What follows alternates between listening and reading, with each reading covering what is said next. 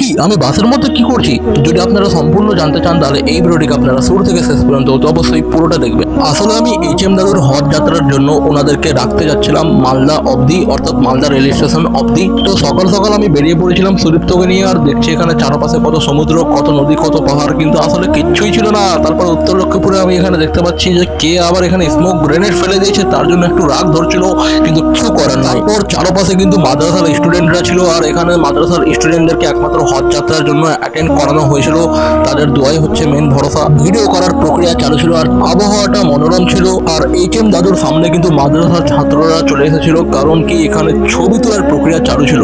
আপনারা সকলে দোয়া করবেন যাতে ওনারা খুবই ভালো করে যাতে হজ যাত্রায় যেতে পারেন এবং সহজেই যাতে তারা হজ যাত্রা সম্পন্ন করে আসতে পারেন এবং আপনাদের জন্য মন প্রাণ খুলে দোয়া যাতে করতে পারেন।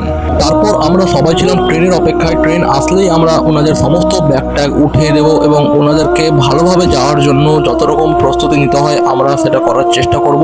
তারপর মেঘহীন বিকালে আমরা চলে আসলাম কম্পিউটার ক্লাস করতে, আর কম্পিউটার ক্লাসে করতে করতে আমাদেরকে অনেকটাই ভালো লাগছিল, কারণ ওয়েদারটা ভালো ছিল ভাই। আর এখানে দেখাচ্ছি আমার বন্ধুদেরকে, তারপর আমি নিজেকেও দেখে দিলাম, কারণ আমি তো ভ্লগার ভাই।